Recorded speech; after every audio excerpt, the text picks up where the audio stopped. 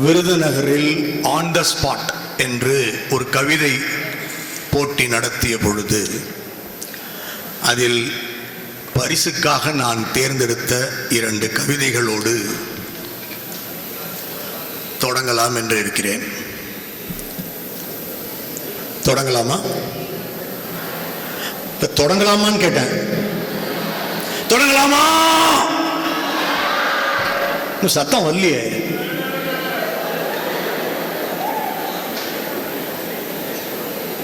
ஒரு கவிதை ஒரு கல்லூரி மாணவர் எழுதியது. இதுதான் முதல் பரிசுக்கு தேர்வு பெற்ற அந்த கவிதை.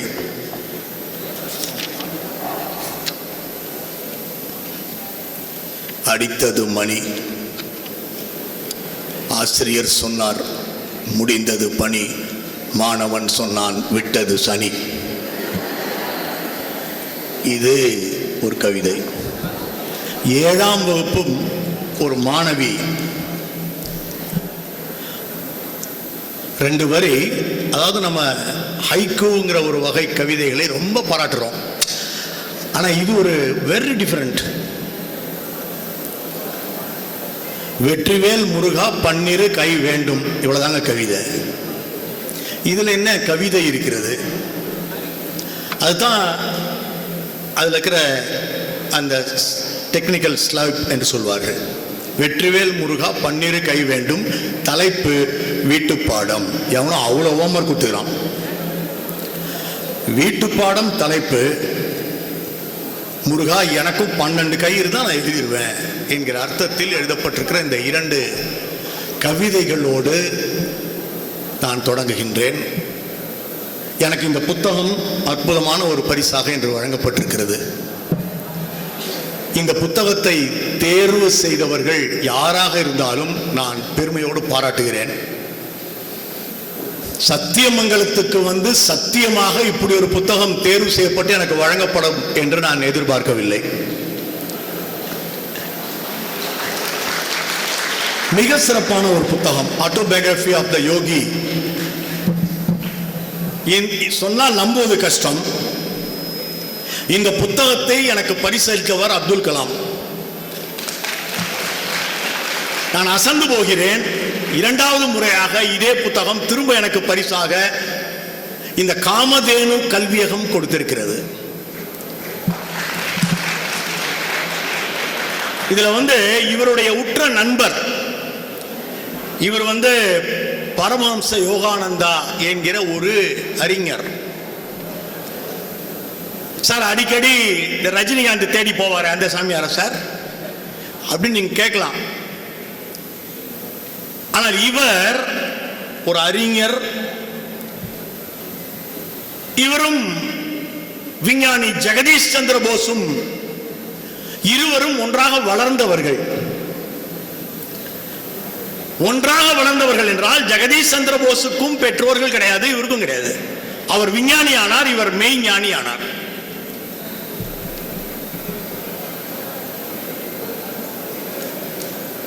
ஒரு கட்டத்தில் வந்து அங்க இருக்கிற ஒரு கடவுளுக்கு 500 அரிசிகளை முதல் முறை இட்டுவிட்டு நீங்கள் மொத்தம் 1,00,000 அரிசி விதைகளை வழங்க வேண்டும் என்று இவர்களை வளர்த்த அந்த ஆசிரமத்தில் சொல்வார்கள். அது குறித்து இந்த புக்ல இருக்கு. இவர் ஒரு மெய்ஞானி அல்லவா? இவர் என்ன பண்ணுவாரு, அரிசி எடுத்து வச்சுக்கிட்டு 1,00,000 தடவை கடவுள் பேரை சொல்லி சொல்லி போட்டுட்டே இருப்பாரு. ஜெகதீஷ் சந்திர போஸ் என்ன பண்ணுவாரு, ஒரு தராசு எடுத்துட்டு வந்து முதல்ல வந்து வெறும் 1000 தான், 1000 மட்டும் தான் எண்ணுவாரு. 1000 எண்ணி ஒரு பக்கம் போட்டுருவாரு. இந்த எடைய கரெக்டா நிறுத்தி 1000 நிறுத்தி முடிச்சுடுவாரு. நான் தான் முதல்ல முடிச்சேன்னு அவர் சொல்லுவார். உன்னுடைய நோக்கம் அறிவியல் தொடர்பானது, உன்னுடைய மனம் லாஜிக்கல் திங்கிங், இவர் எழுதியிருப்பார். ஆனால் என் மனம் எனக்கு 1,00,000 முறை கடவுளின் பெயரை சொல்வதற்கு ஒரு வாய்ப்பு கிடைத்திருக்கிறது என்று நான் ஒவ்வொரு அரிசியாக சொல்லி சொல்லி போட்டிருக்கிறேன். 2 பேரின் பாதைகளும் வேறு வேறு என்று இந்த புத்தகத்தில் எழுதியிருப்பார். மிக அற்புதமான இது போன்ற சிந்தனைகள் நிறைந்த இந்த புத்தகத்தை எனக்கு பரிசாக வழங்கியமைக்கு முதலில் நான் நன்றி கூறிக்கொள்கின்றேன் உங்கள் பலத்த கரவொலியோடு. செயல் ஆராய்ச்சி என்று ஒரு புத்தகம் வெளியிட்டிருக்கிறோம். தயவு செஞ்சு எல்லாரும் வாங்கி அந்த புத்தகத்தின் சாராம்சம் குறித்து ஒரு கருத்தரங்கம் நடத்த வேண்டும் என்று இந்த கல்லூரியை, அதுவும் ஆர்ட்ஸ் காலேஜை கேட்டுக்கொள்கிறேன். கல்வியியல் கல்லூரியில் ஒரு கருத்தரங்கம் நடத்துறதெல்லாம் என்னன்னு பார்த்தீங்கன்னாக்கா அதெல்லாம் உங்களுக்கு மஸ்ட் நீடு. ஆனால் ஆர்ட்ஸ் காலேஜில் நடத்தினால் இதனுடைய ஒவ்வொரு சாப்டர் பற்றியும் தனித்தனியாக நீங்கள் அமர்வுகள் வைக்கலாம். அதில் முக்கியமான ஒரு விஷயம் இருக்கு, பங்கேற்பாளர், நோக்கம், இலக்கு. இந்த காலேஜில் நீங்க ஏன் படிக்கிறீங்கன்னு எனக்கு தெரியாது. எனக்கு தெரியலனா பரவாயில்ல, இங்க ஏன் படிக்கலன்னு உங்களுக்கும் தெரியலனா அது ரொம்ப கொடுமை.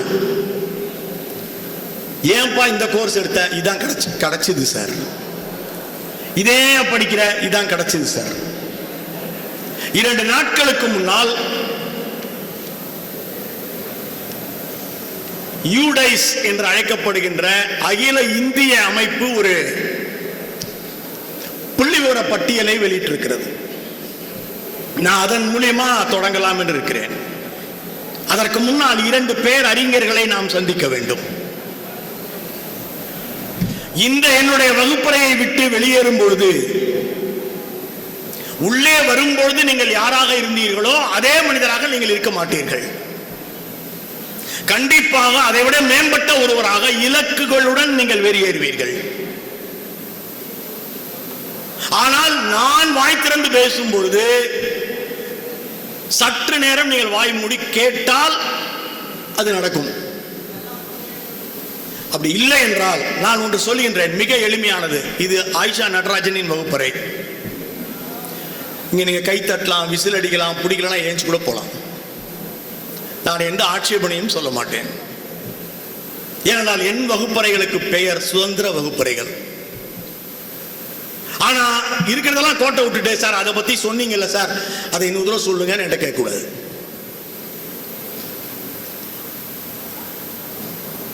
சோலோன் என்கிற ஒரு அறிஞன் கிரேக்க நாட்டில் அங்கிருக்கிற சந்தையின் வழியாக நடந்து செல்கிறான். அவன் கையிலே ஒரு ஆப்பிள் இருக்கிறது, அழுகிய ஆப்பிள். அழுகி ஒழுகி கொண்டிருக்கும் அந்த ஆப்பிளை காட்டி சோலோன் கேட்கிறான், இந்த ஆப்பிளில் இருந்து 100 ஆப்பிள் பழங்களை, நல்ல ஆப்பிள் பழங்களை உருவாக்க முடியுமா என்று கேட்கிறான். அப்போது அங்கு இருப்பவர்கள் எல்லாம் சொன்னார்கள், இது அழுகிய ஆப்பிள், இதை கொண்டு போய் நல்ல ஆப்பிளோடு வைக்காதே, மற்ற ஆப்பிள்களும் வீணாகிவிடும் என்று சொன்னார்கள். ஆனால் அங்கே ஒரே ஒரு குழந்தை, ஒரு 9 வயது மாணவன் கை உயர்த்தினான். அவன் சொன்னான், எனக்கு தெரியும் என்று சொன்னான். என்ன? இந்த அழுகிய ஆப்பிளை உடைத்தால் உள்ளே ஏராளமான விதைகள் உள்ளன, அவற்றை நடுங்கள், அவை ஒரு நாள் ஆப்பிள் மரமாகும். அங்கிருந்து 100 ஆப்பிள் நல்ல பழங்கள் உங்களுக்கு கிடைக்கும் என்று அந்த பையன் பதில் சொன்னான். அற்புதம் என்று அவனை அணைத்துக் கொண்டார் சோலோன். சோலோன் சொன்னார், அந்த விதைகளை போன்றவைதான் கல்வி நிறுவனங்கள் என்று சொன்னார். அந்த விதைகள் தான் பள்ளிகள் என்று சொன்னார். அந்த விதைகள் தான் கல்லூரிகள் என்று சொன்னார். காமதேனு என்று இந்த கல்வி நிலையங்களுக்கு ஏன் பெயரிட்டீர்கள் என்று நான் தாளாளரிடம் கேட்டேன். எதை கேட்டாலும் என்னிடம் இல்லை என்று சொல்லாமல், அது பசித்திருந்தாலும், அவர் அறிவு பசியில் இருந்தாலும், அவர் தாகத்தில் இருந்தாலும், அறிவு தாகத்தில் இருந்தாலும், அனைவருக்கும் அனைத்தும் உண்டு என்பதை காட்டுவதற்காகத்தான் காமதேனு என்று பெயரிட்டேன் என்று அவர் சொன்னார்.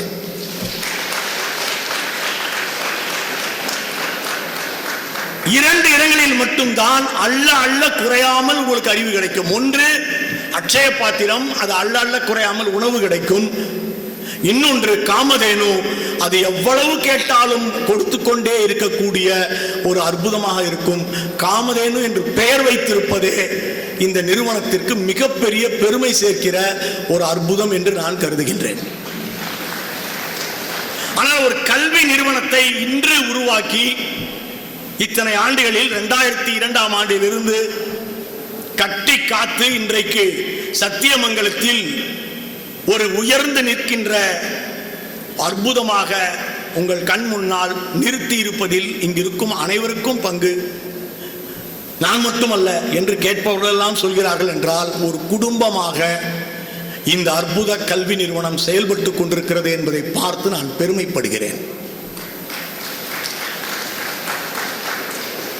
யூடைஸ் என்கிற அந்த அகில இந்திய புள்ளி விவரத்தில் தமிழ்நாடு சிறப்பான இடம் பிடித்திருக்கிறது.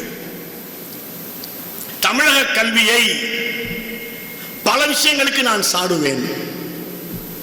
உங்கள் 50 ஆண்டு கால கல்வி சரி என்றால், டிகிரி வாங்கின சரி வரையில் கல்லூரி வரை பல்கலைக்கழகம் வரை நாங்க தாயா என்பது சரி என்றால், உங்கள் நாட்டில் குற்றங்கள் குறைந்திருக்க வேண்டுமே என்று தொடங்கி நான் நிறைய பேசுவேன்.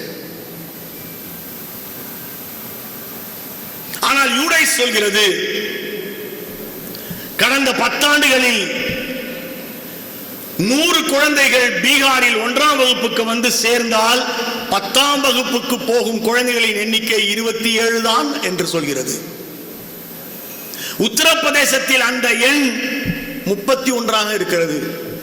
தமிழ்நாட்டில் 100 குழந்தைகள் 1ஆம் வகுப்பில் சேர்ந்தால் 10ஆம் வகுப்பு எண்ணிக்கையும் 100 என்று நாம் மிக பலமான இடத்திற்கு வந்திருக்கிறோம். நாம் அரசை பாராட்டலாம், சூழல்களை பாராட்டலாம், பெற்றோர்களை பாராட்டலாம். ஆனால் நாம் பாராட்ட வேண்டிய மா மனிதர்கள் யார்? நேற்று இந்தியாவினுடைய முதல் ஆசிரியை என்று சாவித்ரிபாய் பூலே என்பவருடைய பிறந்த நாளை மிகப்பெரிய அளவில் அகில இந்தியாவும் கொண்டாடியது. முதல் பெண் ஆசிரியை, இப்படி தமிழ்ல சொல்ல வேண்டியதில்லை, முதல் ஆசிரியைன்னு சொன்னாலே பெண் தான். தமிழுக்கு மட்டும்தான் இது போன்ற சில விஷயங்கள் உண்டு. நீங்க டீச்சர் அப்படின்னா இங்கிலீஷ்ல ஈக்கு அதான், ஷீக்கு அதான். ஆனா தமிழில் ஆசிரியர், ஆசிரியை. தமிழ்நாட்டில் சாவித்ரிபாய் பூலேவுக்கும் முன்னால் நாம் பெண் குழந்தைகளுக்கான பள்ளியை தொடங்கிவிட்டோம். இந்த கல்வி போராளிகளை குறித்து இன்றைக்கு உங்களுக்கு சொல்ல வேண்டும் என்று நான் நினைத்திருக்கிறேன். நான் அடுத்து எழுத போகும் புத்தகத்தில் இவர்களை குறித்தெல்லாம் நான் எழுதி கொண்டிருப்பதால் அந்த நோட்ஸை இங்கே நான் அவுட் பண்றது என்று முடிவு செய்தேன். கிளாரிந்தா என்கிற ஒரு அம்மையாரை பற்றி நாம் பேசுவதே இல்லை. 1700களில் வாழ்ந்த ஒரு கலங்கரை விளக்கம். சமீபத்தில் கிளாரிந்தா அம்மையாரின் கல்லறையை தேடி திருநெல்வேலி மாவட்டத்திற்கு அமெரிக்காவிலிருந்து ஒரு 5-6 பேர் வந்தாங்க. திருநெல்வேலியில் இருக்கக்கூடிய புனித யோவான் பள்ளியின் தோட்டத்தில் ஒரு மூலையில் சிதிலமடைந்து கிடந்த கிளாரிந்தா அம்மையாரின் கல்லறையை அவர்கள் கண்டுபிடித்து விட்டார்கள். இங்கிலீஷ் ஹிந்துல 3ஆம் பக்கத்தில் சின்னதா ஒரு பத்தி போட்டிருந்தாங்க. அதை வாசித்து நான் மிகப்பெரிய மகிழ்ச்சி அடைந்தேன். ஆகா, கிளாரிந்தா அம்மையார் உயிர் தெழுந்து விட்டார், என்ன ஒரு அதிசயம் என்று நினைத்தேன். இந்த கிளாரிந்தா இல்லையேல் தமிழ்நாட்டில் முதல் பெண் குழந்தைகளுக்கான பள்ளி உருவாகி இருக்க வாய்ப்பில்லை. ஃபாரினரா சார்? இல்ல. இந்த கிளாரிந்தா அம்மையார் கோகிலா என்ற பெயரில் தஞ்சாவூரில் ஒரு பிராமண குடும்பத்தில் பிறந்த பெண் குழந்தை. 1746 பிறந்தவர். அவங்க அப்பாவும் தாத்தாவும் தஞ்சாவூரினுடைய சர்போஜி மன்னருடைய அரண்மனையில் இருக்கிற கோவிலுக்கு பூசாரிகள். ஆனால் காலரா நோய்க்கு பெற்றோர்களை அவர் இழந்தார். அவருடைய கதை மிக கொடூரமானது. தாத்தா வளர்க்கிறார், முன்னெல்லாம் எப்படின்னா எவ்வளவு பெரிய அவலம் பாருங்க. 13 வயதில் கோகிலாவை 73 வயது ராஜபுத்திர பிராமணருக்கு திருமணம் செய்து வைக்கிறார்கள். முன்னெல்லாம் ரொம்ப ஈஸியா நடக்கும். இன்றைக்கு தமிழ்நாடு அது போன்ற எந்த கான்செப்டுக்குள்ளேயும் போக முடியாது. நாம் வெகு தூரம் வந்து விட்டோம். 73 வயதான அந்த ஆளு அடுத்த ஆண்டு இறந்து விட்டார். 1759 1759ல கணவன் இறந்த பொழுது 13 வயது கோகிலாவுக்கு. கணவரை சேர்த்து மனைவியோடு உடன்கட்டை ஏறுவதற்கு அப்படியே பாடையில வச்சு கட்டுறாங்க. தமிழ்நாட்டில் நடந்திருக்கும் அவலங்கள். தூக்கிட்டு போயிட்டு இருக்கும் போது கமலாவுக்கு புரிகிறது. ஏனென்றால் கமலா மலையாளம், தமிழ், சமஸ்கிருதம் 3 மொழிகளிலும் தேர்ந்த ஒரு அறிஞராக தன்னை வளர்த்துக் கொள்கிறாள். அலறுகின்றாள், என்னை யாராவது காப்பாற்றுங்கள் என்று கதறுகின்றாள். அப்போதுதான் அந்த வழியாக குதிரையில் ஒரு பிரிட்டிஷ் ராணுவ வீரர் குதிரையில் சென்று கொண்டிருக்கிறார். அப்படி குதிரையிலே சென்று கொண்டிருந்த அந்த மாவீரரின் பெயர் ஹென்றி லிட்டிங்டன். அவர் அந்த இடத்தில் வண்டியை நிறுத்துகிறார். இறக்கு, என்ன இதுன்னு கேட்கிறார். நாங்கள் எங்களுடைய வேலையை செய்ய போய் கொண்டிருக்கிறோம், நீங்கள் எங்களை எப்படி தடுக்க முடியும் என்று கேட்கிறார்கள். அவர் வாதாடுகிறார், கோகிலாவை விடுவிக்கிறார். ஆனால் உடன் அழைத்து செல்ல அவர்கள் மறுக்கிறார்கள். எனவே தன்னோடு அழைத்து செல்ல வேண்டிய அவசியம் அவருக்கு ஏற்படுகிறது. அப்படி போகின்ற கோகிலா தான் பின் நாட்களில் கிளாரிந்தாவாக வடிவெடுக்கிறார். நம் நாட்டில் முதல் பொதுப்பள்ளி ராமேஸ்வரத்தில் உருவாக்கப்பட்டது. அந்த பொதுப்பள்ளியின் பெயர் ஸ்வார்ஸ் மேல்நிலைப்பள்ளி. ஸ்வார்ஸ் மேல்நிலைப்பள்ளி உருவான ஆண்டு 1775. அந்த ஸ்வார்ஸ் மேல்நிலைப்பள்ளியில் தான் அப்துல் கலாம் படித்தார். பின் நாட்களில் அந்த ஸ்வார்ஸ் பள்ளியை ஏற்படுத்துவதற்காக ஸ்வார்ஸ் அங்க போய் ஒரு மீட்டிங் போடுறாரு.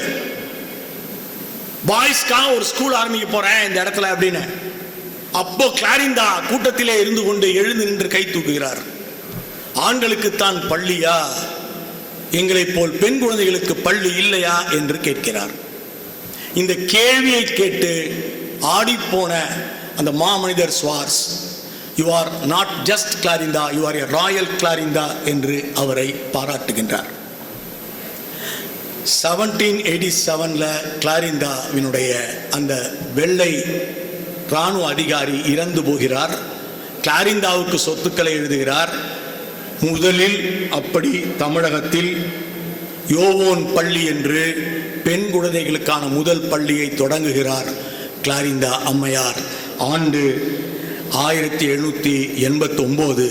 ஆனால் சாவித்திரிபாய் பூலேவின் ஆண்டு 1851.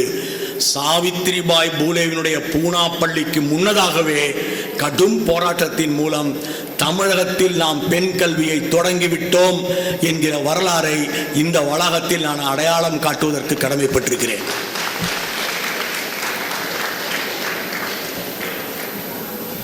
இது ஒரு பக்கம் இருந்தாலும் நாம் எப்போதுமே சிந்திக்கக்கூடிய விஷயங்களில் 3 அடிப்படைகளை உருவாக்கி கொண்டிருக்கிறோம். யூடைஸ் பிளஸ் சொல்கிறது, ஆண் குழந்தைகளில் பள்ளி முடித்து கல்லூரி போகிறவர்கள், பெண் குழந்தைகளில் பள்ளி முடித்து கல்லூரி போகிறவர்கள் என்று 2ஆக பிரிக்கிறது. அப்படி பிரித்துவிட்டு ஆண்களில் 92%, பெண்களில் 97% இன்று கல்லூரி போய்விடுகிறார்கள் என்று தமிழகத்தை பாராட்டுகின்றது. அந்த அளவிற்கு நம்முடைய கல்வியில் நாம் மிகப்பெரிய பிரச்சாரத்தின் மூலம் ஒரு டிகிரி வாங்கிவிட வேண்டும் என்கிற வெறியை சமூகத்தில் விதைத்திருக்கிறோம். ஆனால் இலக்குகளுடன் கல்வி கற்கிறோமா என்பதில் பலவிதமான சிக்கல்கள் உள்ளன. நம்முடைய கல்லூரிகளில், நம்முடைய பள்ளிகளில் சொல்லிக் கொடுக்கப்படுகின்ற பாடங்கள் பொது அறிவுக்கான தளங்களாக உள்ளன. சுய அறிவை வளர்த்து கொண்டு கண்டுபிடிப்பாளர்கள் ஆகும் அளவிற்கான விதைகளாக இல்லை போன்ற விஷயங்கள் இருக்கலாம். ஆனால் வெகு ஜனங்களுக்கு கல்வியை கொண்டு சென்றதில் நாம் பெருவெற்றி அடைந்திருக்கிறோம். கிளாரிந்தா அம்மையாரை போலவே 1800களில் மிகப்பெரிய இன்னொரு போராட்டத்தை நடத்தியவர் தான் கார்மைக்கல் என்கிற அம்மையார். கார்மைக்கல் அம்மையார் அதே திருநெல்வேலியில் அயர்லாந்தில் இருந்து வந்தவர். அங்கிருக்கிற கோவில்களுக்கு உள்ளே பெண் குழந்தைகளை வைத்திருக்கிறார்கள் என்று கேள்விப்படுகிறார். அவர்களை எல்லாம் கோவிலுக்கு நேர்ந்து விடுகிறார்கள் என்று சொல்கிறார்கள். மிகப்பெரிய ஒரு வெறுப்பு அவருக்கு ஏற்படுகிறது. அந்த பெண் குழந்தைகளில் ஒரு பெண் குழந்தை அங்கிருந்து தப்பி விடுகிறது. கோவில்களுக்கு குழந்தைகளை நேர்ந்து விடுகிற ஒரு பழக்கம் அந்த காலத்தில் இருந்து வந்தது. அவர்களை எல்லாம் கடவுளுக்கு நேர்ந்து விட்டவர்கள் என்று தேவர் அடியார்கள் என்று அழைத்தார்கள். அதை கடந்த ஒரு கான்செப்டை நினைக்க வேண்டிய அவசியம் கிளாரிந்தாவுக்கு ஏற்பட்டது. அயர்லாந்திலிருந்து வந்ததால் அவங்க வெள்ளை வெளியேறு இருப்பாங்க பார்க்கறதுக்கு.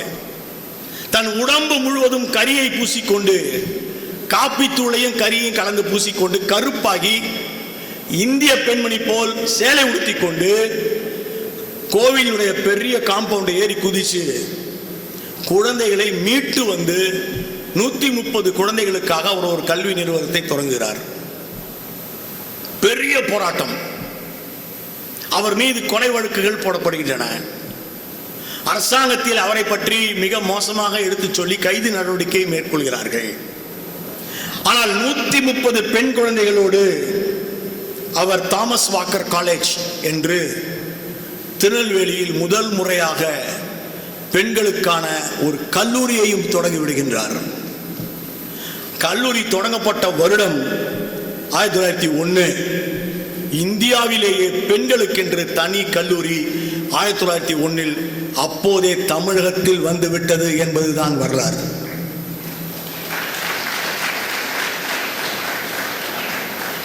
நாம் இந்த அளவுக்கு வந்திருக்கிறோம் என்றால் இந்த போராட்டக்காரர்கள் மிக முக்கிய காரணம். நம்முடைய கல்லூரிகள் அன்றைக்கே உருவாக்கப்பட்டு விட்டன. ஆர்ட்ஸ் காலேஜ் என்கிற ஒன்றை சிந்தித்த அந்த அருமையும் திருச்சியிலே நடந்தது. முதலில் அகில இந்திய அளவில் தொடங்கப்பட்ட ஆர்ட்ஸ் காலேஜில் நான் படித்திருக்கிறேன். Saint Joseph's college Trichy. எனக்கு 12 ஆண்டுகள் மூத்தவர். 12 ஆண்டுகள் எனக்கு முன்னால் படித்த முன்னாள் மாணவர் தான் அப்துல் கலாம். தன்னுடைய கல்லூரியை பற்றி கலாம் பேசிக்கொண்டே இருப்பார். நான் அதிகம் பேச மாட்டேன். அவருடைய அக்னி சிறகுகள் நீங்கள் வாசித்தால் மேடம் சொன்னது போல நாம் வாசிக்காமல் விட்ட புத்தகங்களில் அக்னி சிறகுகள் மிக குறிப்பிடத்தக்கது.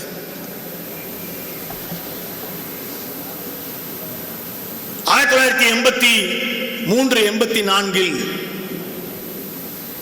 அப்துல் கலாமினுடைய மிகப்பெரிய முயற்சியில் SLV-3 என்கிற ராக்கெட்டை இஸ்ரோவில் தயாரிக்கிறார்கள். யாருமே சிந்திக்காத ஒரு விஷயத்தை கலாம் சிந்தித்தார். ஒரு ஸ்க்ரூ அல்லது ஒரு சின்ன நட்டு கூட வெளிநாட்டில் இருந்து வரக்கூடாது. அனைத்தையும் நாம் தயாரித்து நம்முடைய முழுக்க இந்த மண்ணின் ராக்கெட்டை அனுப்ப வேண்டும். அதுதான் கலாமின் நோக்கம். அப்போது அவருடைய வயது 32. கலாம் அது குறித்து அக்னி சிறகுகளில் எழுதுகிறார். கலாமை பற்றி பேசாமல் சென்ட் ஜோசப்ஸ் கல்லூரியை பற்றி பேச முடியாது. முழுக்க கிட்டத்தட்ட பார்த்தீங்கன்னா 6-7 மாதங்கள் இந்தியாவினுடைய 120 தொழிற்சாலைகளில் இருந்து உருவாக்கப்பட்ட சிறு சிறு பொருட்களை எல்லாம் கொண்டு வந்து ஸ்ரீஹரிகோட்டாவில் இணைக்கிறார்கள். இன்று ஸ்ரீஹரிகோட்டாவில் எனக்கு நிறைய நண்பர்கள் இருக்கிறார்கள். ஆனால் அன்றைக்கு அந்த வேலையை பார்த்த அந்த சின்ன இடத்தை அவர்கள் பத்திரமாக வைத்திருக்கிறார்கள். அது ஒரு மியூசியம் போல பாதுகாக்கிறார்கள். விக்ரம் சாராபாய் தும்பா ராக்கெட் தளத்தை கண்டுபிடிக்கிறார். ஈக்வட்டோரியல் லைனுக்கு மேலோ கீழோ அருகில் இருந்துதான் நீங்கள் ராக்கெட்டை அனுப்ப முடியும். எல்லா நாட்டிலேருந்து அனுப்ப முடியாது. ஏன் எல்லா நாட்டிலேருந்து அனுப்ப முடியாது என்றால் ஃபியூவல் நிறைய தேவைப்படும் மேலே போறதுக்கு. அந்த ஃபியூவல் வெயிட்லயே அது மேலே போகாது. ஆனா ஈக்வட்டோரியல் லைன் அருகில் இருந்து நீங்கள் சைடா விடணும், அது கூட மேலே போகாது. ஆனால் கலாம் தேர்ந்தெடுத்த இடத்தில் ராக்கெட் மேல் நோக்கி செல்லும். என்ன ஒரு பெரிய கொடுமைனா, SLV-3 கரெக்டா எல்லாம் செட் ஆயிடுது, கிளம்ப போகுது, கம்ப்யூட்டர் சொல்கிறது அனுப்பாதீர்கள், கம்ப்யூட்டர் சொல்கிறது அனுப்பாதீர்கள், இவ்வளவு உழைத்திருக்கிறேன், இன்றைய நாளை நான் எப்படி கைவிட முடியும் என்று அவசரப்பட்டு கலாம் கோஹெட் கொடுத்து விடுவார். SLV-3 நேரே போய் கடலில் விழுந்து விட்டது. பிரம்மாண்ட ஃபெயில்யூர். இந்த தோல்வியை எதிர்கொள்வது மிக கடினம். ஏனென்றால் 75 கோடி காலி. கலாம் உட்கார்ந்து யோசிக்கிறார், என்ன காரணம், எப்படி இது நடந்திருக்கும் என்று. அதுதான் சாதாரண மனிதனுக்கும் வாசிக்கும் மனிதனுக்குமான வித்தியாசம். கலாம் ஒரு வாசிப்பாளர், தீவிர வாசிப்பாளர். இல்லை என்றால் இது போன்ற புத்தகங்களை போய் தேடி எடுத்துக்கொண்டு வந்து அன்பளிப்பாக தரும் அளவிற்கு ஒருவர் இருக்க முடியுமா? திடீரென்று கலாம் கிட்டத்தட்ட 15 நாட்களுக்கு காணாமல் போகிறார். அக்னி சிறைகளில் படிச்சு பாருங்க, அந்த இடம் அவ்வளவு நல்லா இருக்கும். அந்த இடத்தை கண்ணீர் விடாமல் படிக்கவே முடியாது. தன் தாயின் மடியில் படுத்துக்கொண்டு அவர் அழுகிறார். எவ்வளவு பெரிய தோல்வி, நாட்டை நான் ஏமாற்றி விட்டேன். அப்படியே போயிட்டு இருந்தவரு மைசூருக்கு வராரு. அது வரும் பொழுது கலாம் ஒரு முக்கியமான ஆய்வில் ஈடுபடுகிறார். முதல்ல ராக்கெட் யார் விட்டா? ராக்கெட் என்கிற ஒரு விஷயத்தை இரண்டாம் உலகப்போருக்கு பிறகு, இரண்டாம் உலகப்போர் நேரத்தில் வான் ஹூவன் என்கிற ஒரு விஞ்ஞானியை பயன்படுத்தி ஹிட்லர் V2 என்று அழைக்கப்படுகின்ற ராக்கெட் பாம் செய்து விட்டான். ஹிட்லர் அழிந்த பிறகு அந்த ராக்கெட் பாகங்களை சோவியத் யூனியன் எடுத்து சென்று விட்டது. வான் ஹூவனை அமெரிக்கா எடுத்துக்கொண்டு போய்விட்டது. எனவே இருவருக்கும் இடையே வானில் யார் ராக்கெட் அனுப்புவது என்கிற போட்டி வருகிறது. இந்த சூழ்நிலையில் அந்த வான் ஹூவன் அந்த ராக்கெட்டை எங்கிருந்து பெற்றான் என்கிற இடத்தை கலாம் பிடிக்கிறார். வான் ஹூவன் அந்த ராக்கெட்டை காங்கிரீவ் ராக்கெட் என்கிற ஒரு ராக்கெட் இருந்து கற்றுக்கொண்டான் என்று வருகிறது. காங்கிரீவ் எங்கிருந்து கற்றுக்கொண்டான்? கொடார்டிடம் இருந்து கற்றுக்கொண்டான். கொடார்டு எங்கிருந்து கற்றுக்கொண்டான்? கொடார்டு இங்கிலாந்தினுடைய ராக்கெட்டுகளை நெப்போலியன் யுத்தத்தின் போது இங்கிலாந்து வீசியது, அதிலிருந்து கற்றுக்கொண்டான். இங்கிலாந்து எங்கிருந்து கற்றுக்கொண்டது? அப்படியே கலாம் படிப்படியாக போகிறார். இதுதான் வாசிப்புக்கும் படிப்புக்கும் வித்தியாசம். படிப்புல இதெல்லாம் வராது. பாடப்புத்தகத்தில் ஒருபோதும் இதை நீங்கள் பார்க்க முடியாது. ஆனால் நீங்கள் வாசிக்கும் பொழுது குறுக்க போய் நிறைய படிக்கும், தெரிஞ்சுப்பீங்க. அறிதல் புரிதல் ரெண்டுமே ஏற்படும் வாசிப்புல. ஆனால் எப்பவும் சொல்லுவேன், வாசிக்கும் ஆசிரியரே சிறந்த ஆசிரியர். வாசிக்கும் மாணவன் நாளைய தலைவன். கலாம் அப்படியே வராரு. இங்கிலாந்துக்கு எங்க கிடைச்சது? அங்கதான் மாற்றாரு. மைசூரியன் ராக்கெட் என்று திப்பு சுல்தான் தான் உலகின் முதல் ராக்கெட்டை வெளியிட்டவன். அது இந்தியாவில் தான் நடந்திருக்கிறது என்பதை கலாம் அறிந்து கொள்கிறார். திப்பு சுல்தான் போட்ட ராக்கெட்டை எடுத்துக்கொண்டு போய் இங்கிலாந்தில் ஆய்வு செய்து அவர்கள் விட்டார்கள். அவர்கள் ராக்கெட்டை காங்கிரீவ் எடுத்துக்கொண்டான். காங்கிரீவ் விட்டதை கொடார்டு எடுத்துக்கொண்டான். கொடார்டிடம் இருந்து அது ஹிட்லருக்கு போயிருக்கிறது. அப்படியானால் திப்பு சுல்தான் ராக்கெட் சம்பந்தமான ரகசியங்களை அறிவதற்கு மைசூர் அரண்மனையில் இருக்கிற நூலகத்திற்கு போகிறார் கலாம். மைசூர் அரண்மனையின் நூலகத்திற்கு சென்ற கலாம் அங்க வந்து அழுக்கா பாழடைஞ்சு போய் பாதி பொத்தலாய் இருக்கிற ஒரு புக் எடுக்கிறார். அந்த புக் அரபிக் மொழியில இருக்கு. ராக்கெட் செய்வதற்கான அது வந்து பாத்தீங்கன்னா வழிமுறைகள் புத்தகம்.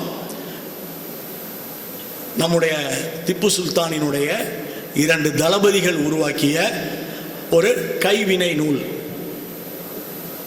அதை எடுத்துட்டு போறாரு. அரண்மனையில கேட்டு வாங்கி ஸ்ரீஹரிகோட்டா போகிறார். தாம் போட்ட அந்த ஃபியூவல்ல எங்க தப்பு இருக்கு என்பதை நுணுக்கமாக அறிந்து கொள்கிறார். The transformation of Kalam. அறிந்து கொண்ட கலாம் பாருங்க, 1984 ஜனவரி மாதம் ஜப்பான் சுயமாக செஞ்ச ராக்கெட்டை விடுது, ஃபெயில்யூரு. சைனா விடுது, ஃபெயில்யூரு. கனடா விடுது, ஃபெயில்யூரு. பிரான்ஸ் விடுது, ஃபெயில்யூரு. இரண்டாவது முயற்சியாக கலாம் அனுப்புகிறார். 1985 SLV-3, a very big success. இந்த வெற்றி தருணத்தை அடைவதற்குள் கலாமை டிரான்ஸ்ஃபார்ம் பண்ண வைத்தது அவருடைய வாசிப்பு.